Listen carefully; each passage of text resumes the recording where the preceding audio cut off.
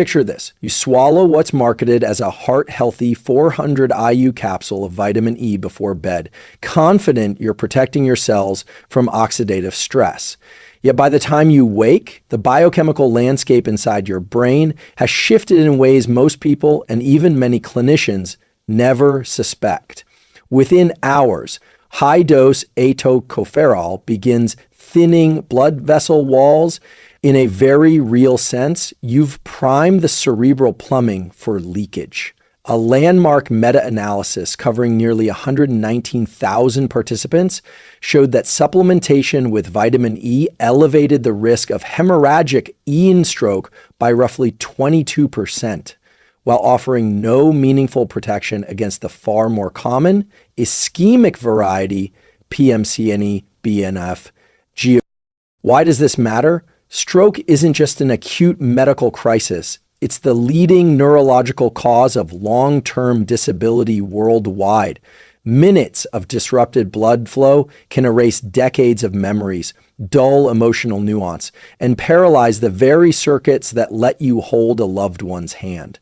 From a behavioral science standpoint, anything capable of shifting stroke probability overnight demands our attention, because a single subtle supplement habit could undermine every other lifestyle investment you make in cognition, fitness, and emotional resilience. Today, we'll unpack the hidden neurovascular dynamics behind high-dose vitamin E, explore how dosage, timing, and individual biology interact, and most crucially, outline safer protocols you can adopt immediately.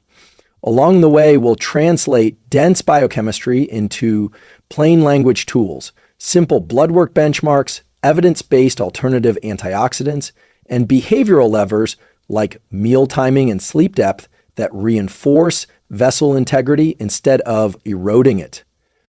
Here's the roadmap. The dose response trap, why more antioxidant isn't always better. Clotting versus cognition, how vitamin E modulates platelet chemistry and microbleeds. Genetic wildcard, the APOE and VCORC1 variants that amplify risk. Dietary context, whole food tocopherols via isolated megadoses. Circadian chemistry, why taking fat-soluble vitamins at night may magnify vascular stress. Safer paths forward, targeted micronutrients, and behavioral habits that protect brain vessels without collateral damage. By the end, you'll not only understand the science, you'll leave with a concrete protocol to safeguard your brain tonight. Because knowledge is potential, but applied knowledge is power. We've all been taught to believe that antioxidants are good. They neutralize free radicals, reduce inflammation, and slow aging. At least that's the common narrative. But here's what most people never learn. Antioxidants follow a principle known in neuroscience and pharmacology as the biphasic dose response. Simply put, more isn't always better. In fact, beyond a certain threshold, the same substance that once protected your cells can begin to cause subtle yet significant damage. Vitamin E is a perfect example of this paradox. Most vitamin E supplements contain alpha-tocopherol, one of 8 forms found in nature. At low doses, typically below 150 IU per day, alpha-tocopherol can indeed protect lipid membranes from oxidative stress, especially in high-exertion individuals like athletes or those recovering from illness.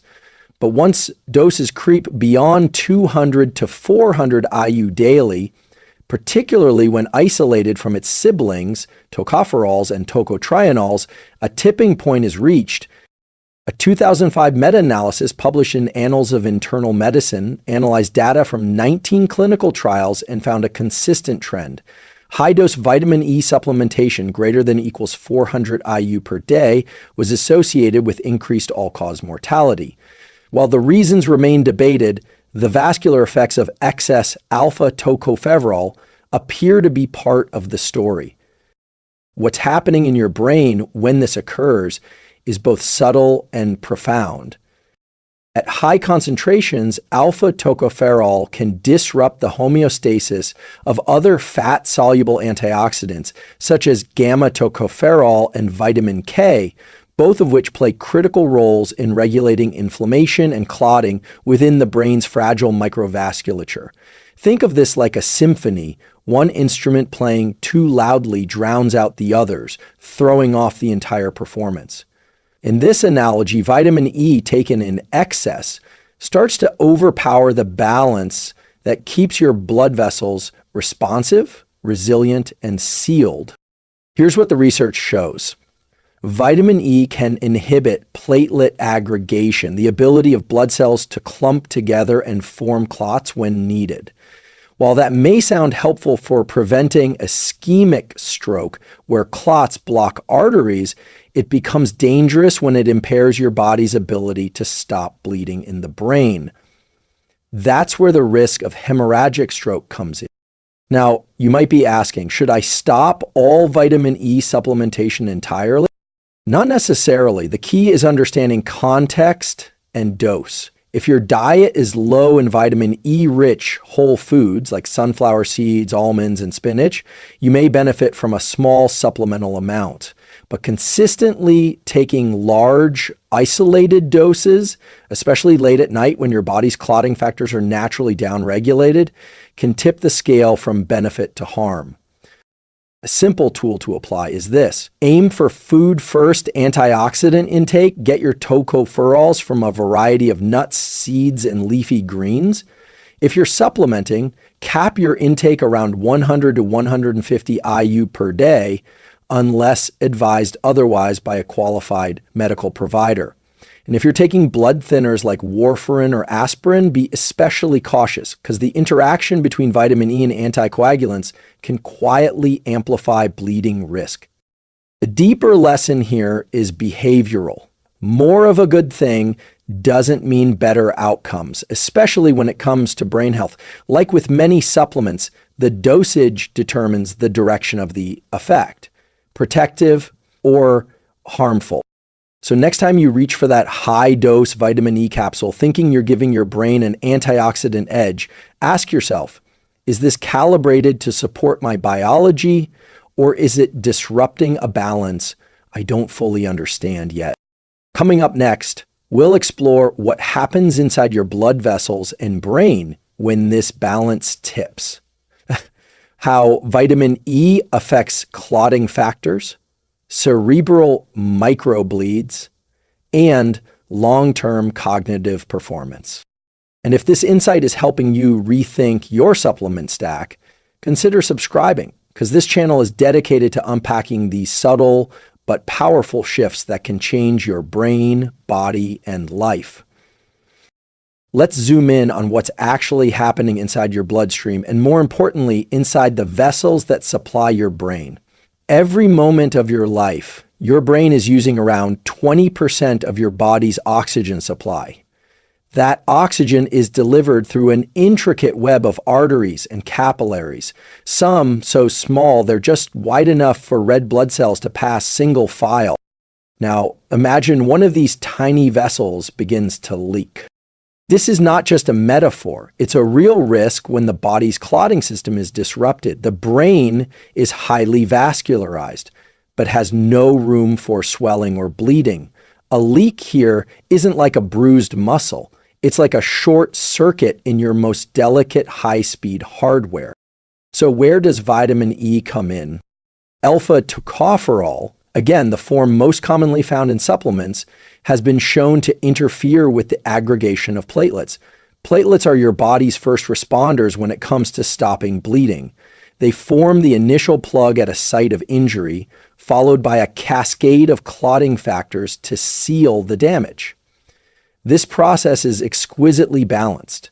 Too much clotting and you risk stroke from blockage, ischemic stroke.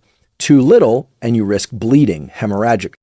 Here's the twist. Studies have found that high levels of alpha tocopherol inhibit key enzymes involved in the platelet activation process. It's a bit like sending firefighters to a blaze but disconnecting their hoses. The crew is there, but they can't stop the fire. A pivotal trial, the Physicians' Health Study 2, explored this over a decade with over 14,000 male physicians.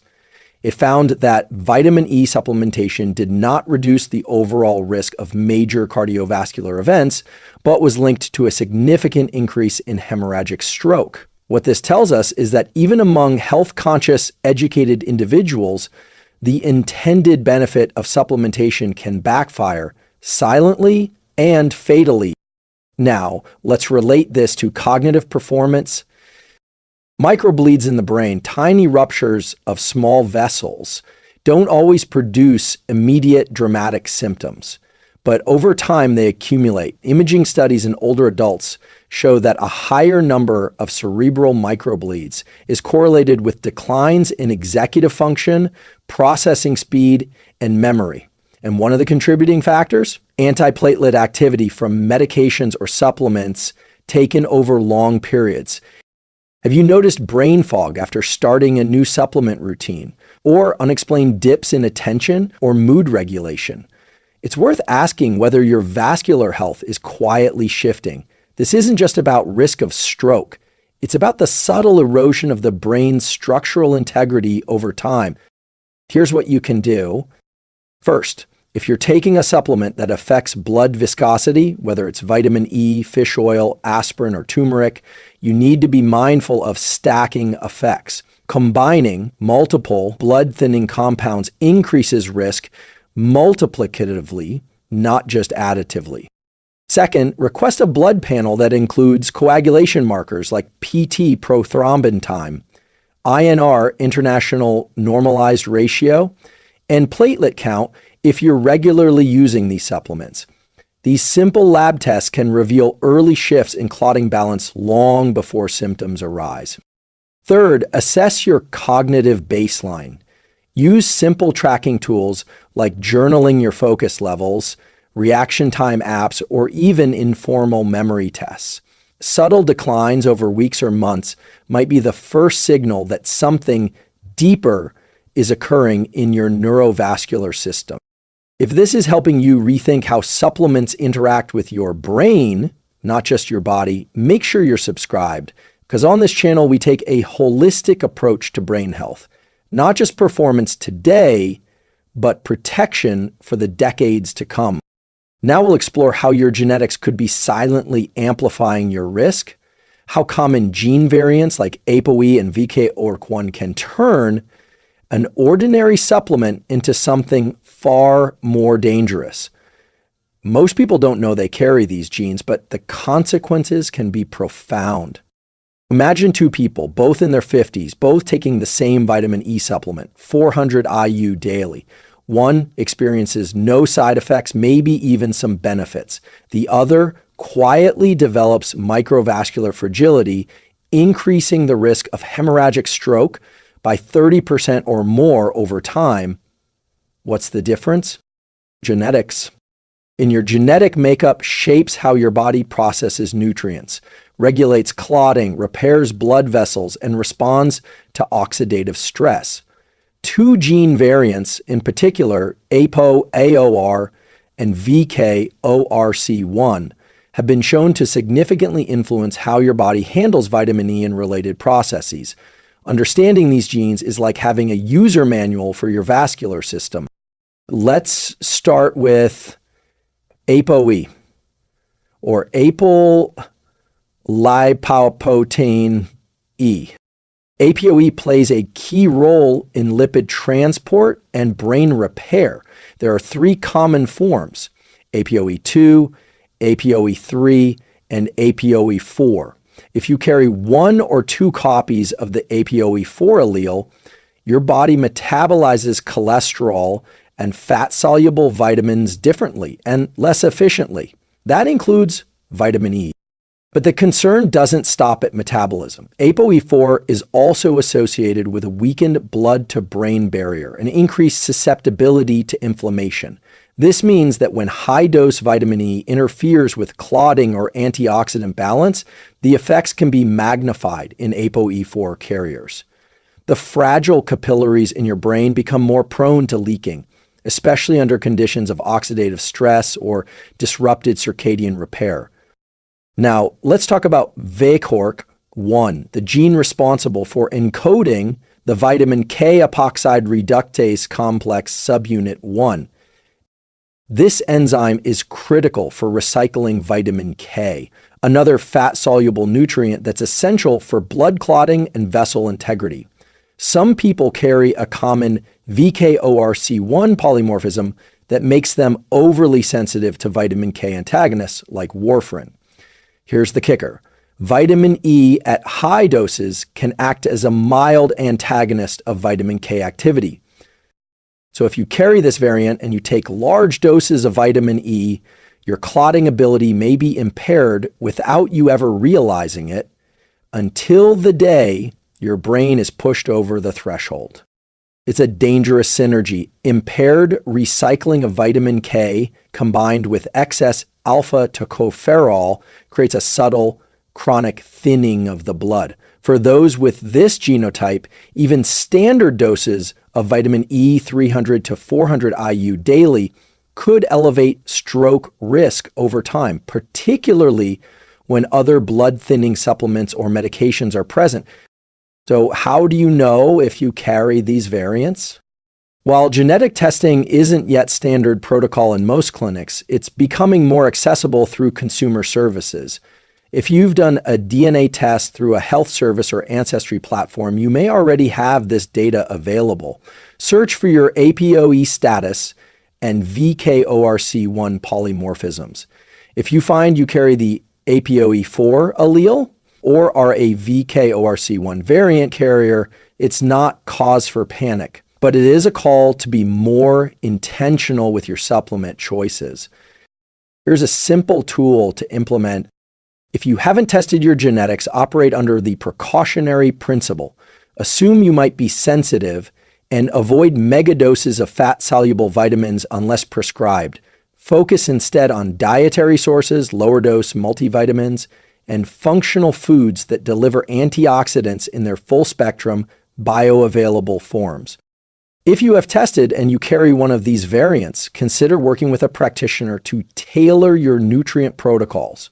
You may need to avoid standalone vitamin E altogether and prioritize nutrients that reinforce vessel repair, like magnesium, omega-3s, and vitamin K2 in carefully monitored doses. Remember this, our genes don't determine destiny, but they do inform design.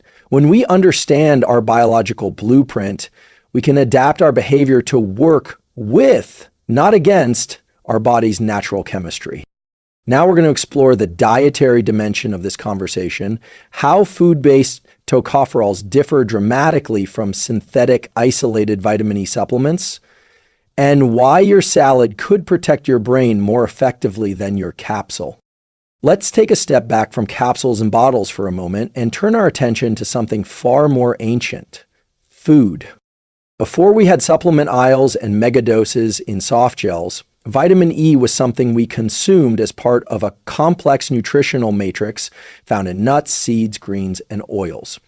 And here's the critical insight. The form, balance, and biological impact of vitamin E in food is fundamentally different from what you get in high-dose synthetic supplements.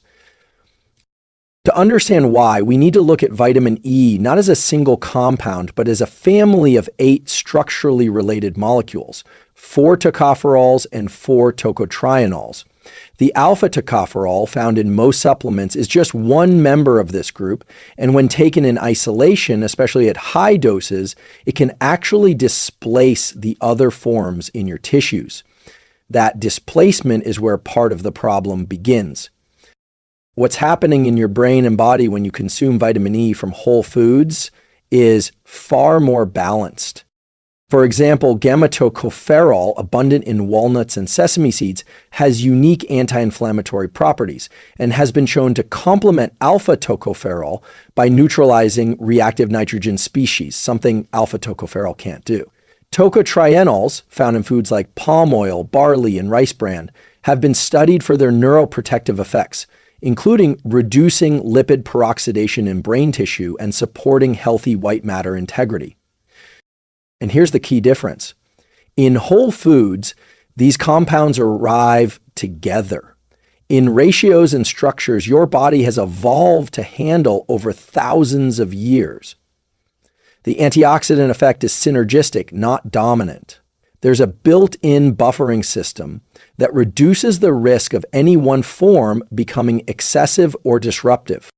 Now compare that to a 400 IU dose of isolated alpha-tocopherol taken before bed, especially without any gamma-tocopherol or tocotrienols present in your diet. Not only does this flood your system with one unbalanced form, it actively lowers the tissue concentrations of the other forms. That's right, high-dose alpha-tocopherol can push down the levels of gamma-tocopherol in your blood and tissues, potentially stripping away key anti-inflammatory defenses that your brain relies on. Here's what the research shows. People with higher whole food intake of mixed tocopherols, especially from raw nuts, seeds, and leafy greens, tend to have better cognitive outcomes as they age, lower markers of oxidative stress, and healthier lipid profiles, not because they're flooding their bodies with one molecule, but because they're supporting a diverse network of protective nutrients working in harmony. A simple tool to apply here is what I call the 5x5 antioxidant rule.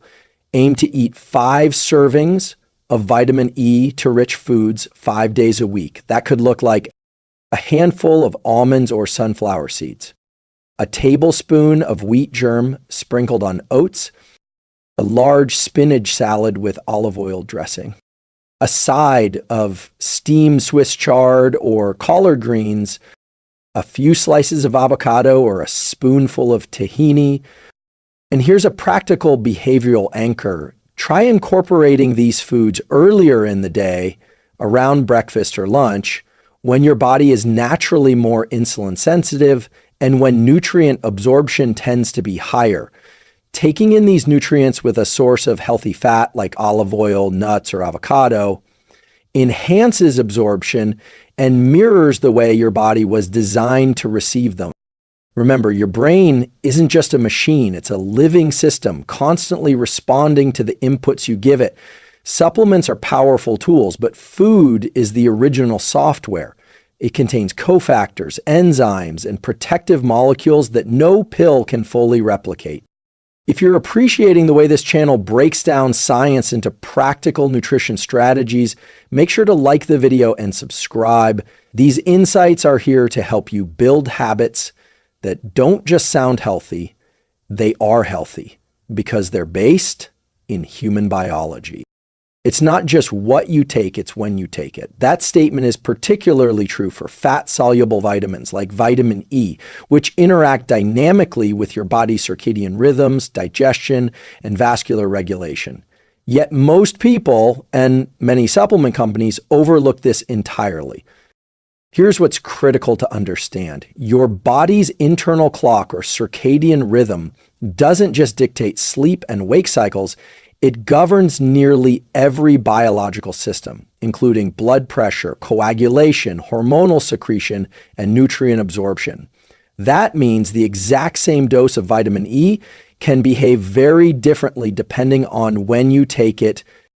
Let's start with a key circadian insight. Blood clotting ability naturally declines at night. This is part of your body's evolutionary programming. At night, core body temperature drops, metabolism slows, and repair processes shift focus toward tissue regeneration and memory consolidation. Platelet activity and coagulation factors like fibrinogen tend to dip during this period, which means your body is naturally less prepared to stop bleeding. Now imagine introducing a compound like high-dose alpha-tocopherol that further inhibits platelet aggregation. Taken in the morning, your system might have enough clotting redundancy to compensate, but taken at night, when your vascular protection is already dialed down, the result is a subtle stacking effect that could tip the balance too far. This matters especially if you're someone who already experiences symptoms of dysregulated circulation. Things like bruising easily, nosebleeds, slow wound healing, or cold extremities. It also matters more as we age, when vascular elasticity declines and the endothelium, the thin lining of blood vessels, becomes more fragile. But timing doesn't just affect clotting, it also shapes how well your body absorbs and stores fat-soluble vitamins. When you take vitamin E with a large fatty meal, typically breakfast or lunch, absorption is significantly enhanced and distribution across tissues is more balanced.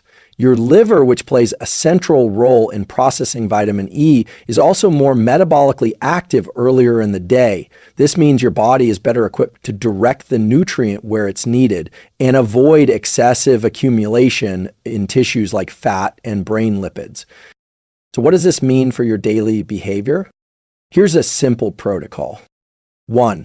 Take any fat-soluble vitamins, A, D, E, K, with a well-rounded breakfast or lunch, ideally one that includes healthy fats such as olive oil, nuts, seeds, or avocado. This boosts absorption and aligns with your body's peak metabolic window.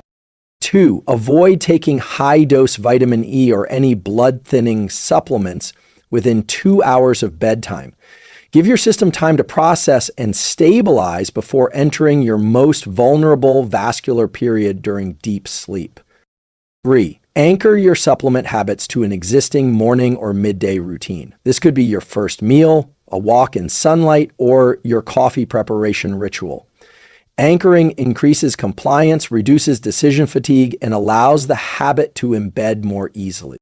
From a neuroscience perspective, aligning supplementation with your circadian biology isn't just a clever biohack, it's a return to how your brain and body were designed to operate.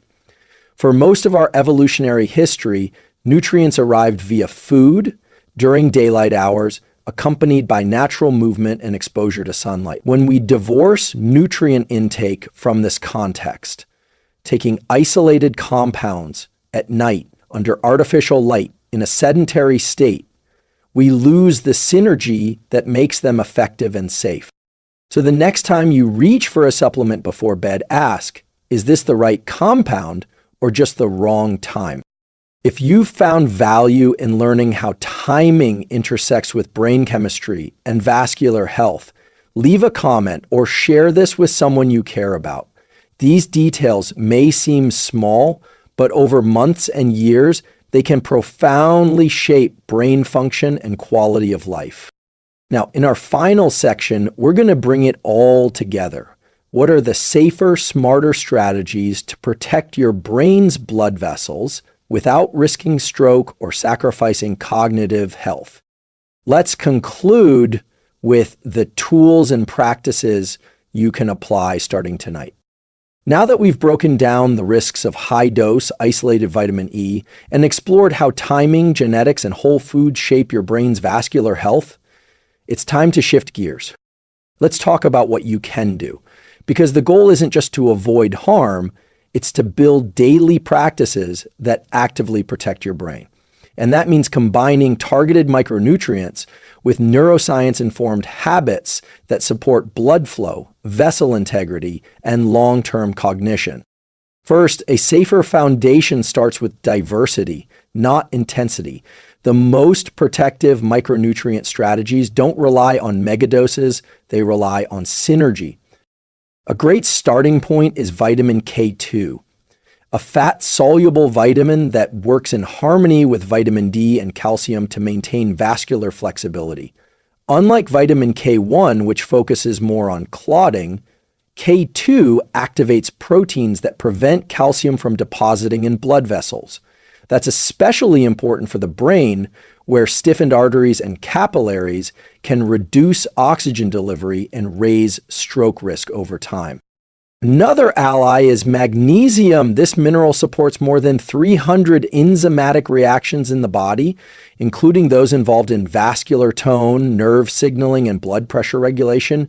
Low magnesium levels have been linked with increased risk of both ischemic and hemorrhagic stroke, but Here's what matters. Magnesium is best absorbed when taken in smaller, consistent doses, ideally in glycinate or malate form, and often paired with meals. You can also support vessel health through natural polyphenols found in berries, olive oil, and dark chocolate. These compounds have been shown to reduce oxidative stress and improve endothelial function, the responsiveness of blood vessels to changes in pressure and flow. Unlike isolated supplements, polyphenols work gradually, building resilience over time without disrupting clotting dynamics. Now, beyond nutrients, let's look at behavioral neuroscience tools that protect your brain's vascular system.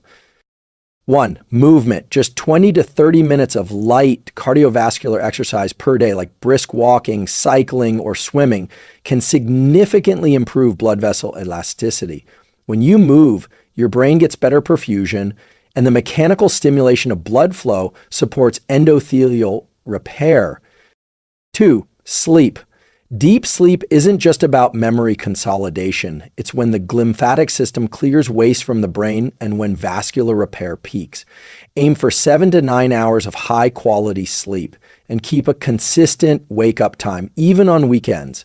If you're taking anything that affects blood flow, whether supplements or medication, make sure your sleep environment is supporting full recovery. 3. Stress regulation. Chronic stress elevates cortisol, which can stiffen arteries, promote inflammation, and impair vascular function over time. Use calming routines like breath work, guided meditation, or even nature walks. Just 10 minutes of deliberate relaxation per day can have profound effects on your nervous system and vascular tone. And here's a tool you can apply starting tonight: the vessel protocol. Vary your antioxidants, get them from food, not pills. Eat exercise lightly but daily. Sleep in alignment with your circadian rhythm. Supplement mindfully, never megadose blindly. Eat fat-soluble nutrients with real food earlier in the day. Limit stacking of blood-thinning compounds. This simple acronym can help you remember the core behavior